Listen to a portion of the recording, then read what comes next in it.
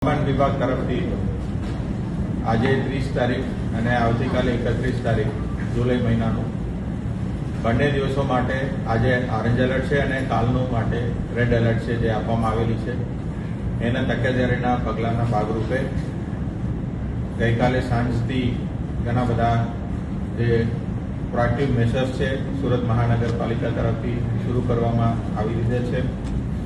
એની અંદર ભારે તેજી પવન સાથે ભારે વરસાદની આગાહીનું મળી છે આપણને. એટલા માટે પવનનું આ વખતે ઇમ્પેક્ટ વધારે હોઈ શકે છે. એના તકેદારીના ભાગરૂપે આપણે 155 જેટલા જોખમી હોર્ડિંગ્સ અત્યાર સુધી ઉતારી દીધા છે અને 102 જેટલા નમેલા વૃક્ષોને પણ આપણે કાઢવામાં આવી છે અને 21 જોખમી વીજ થાંભલાઓને પણ આપણે ખસેડવામાં આવેલ છે. 18 જેટલા કામચલાઉ તથા નબળા માળખાઓ દૂર કરવામાં આવેલા છે. એ સિવાય હાઈ માસ્ટ ટાવર જ્યાં પણ છે એની અંદર પણ જે સ્ટ્રક્ચર છે એને સેફ સ્થિતિએ લાવવાનું પણ કામગીરી થઈ ગઈ છે. હજી અમારા એસએમસીના તમામ ઝોનમાં તમામ ટીમ્સની દ્વારા ઝુંબેશના રૂપે કામગીરી ચાલી રહ્યું છે. એ આંકડાઓ વધવાની શક્યતાઓ રહે છે. એની સાથે સાથે બંગાળની સાઈડમાંથી આ જે ડીપ ડિપ્રેશનનું મૂવમેન્ટ છે એનું અમે સતત મોનિટરિંગ કરી રહ્યા છે. Collector office, state emergency control અને પોલીસ ખાતાની સંકલનમાં તમામ તૈયારીઓ કરી દેવામાં આવી છે અને ગયા વખત જેમ આ વખતે પણ રેઇન શેલ્ટર્સ પણ તૈયાર સ્થિતિમાં રાખેલા છે અને જ્યારે પણ જરૂર છે લો લાઇન વિસ્તારમાંથી લોકોને ખસેડવા માટેનું પૂરેપૂરું તૈયારી સાથે એસએમસીના ટીમ અલગ અલગ જગ્યાએ કાર્યરત છે.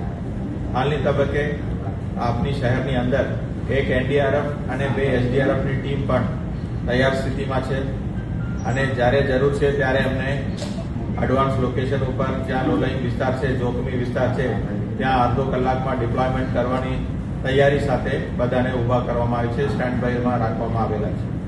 એ સાથે સ્ટેટ એમરજન્સી કંટ્રોલમાં રાજ્ય સરકાર સાથે સંકલનમાં રહીને વધારાનું એસડીઆરએફ અને એનડીઆરએફની જરૂર જણાય તો બોલાવવા માટેનું પણ તૈયારી રાખવામાં આવેલી છે. હાલની તબક્કે આજે અત્યારે વરસાદ ચાલુ નથી થઈ, રાત્રે વરસાદ ચાલુ થઈ શકે છે. તો તમામ શહેરના નાગરિકજનોને લોકોને વિનંતી છે કે ઘરમાં સુરક્ષિત રહેવા માટે આપ સૌને વિનંતી કરવામાં આવે છે અને પવન ભારે તેજીથી થઈ શકે છે. એટલા માટે આપણા જે છત છે એના ઉપર કોઈ સ્ટ્રક્ચર, કોઈ શેડ એવા કંઈ વસ્તુ હોય તો એને ધ્યાનમાં રાખીને સુરક્ષિત સ્થિતિએ કરવા માટે તમામને ખાસ વિનંતી છે અને એસએમસી તરફથી પૂરેપૂરું તૈયારી કરી દેવામાં આવેલું છે અને આવતીકાલે અથવા રાત્રે જેમ જેમ વરસાદ પડશે એ પ્રમાણે જે પણ રાહતની કામગીરી હોય અથવા બચતની કામગીરી હોય એ કરવામાં આવશે.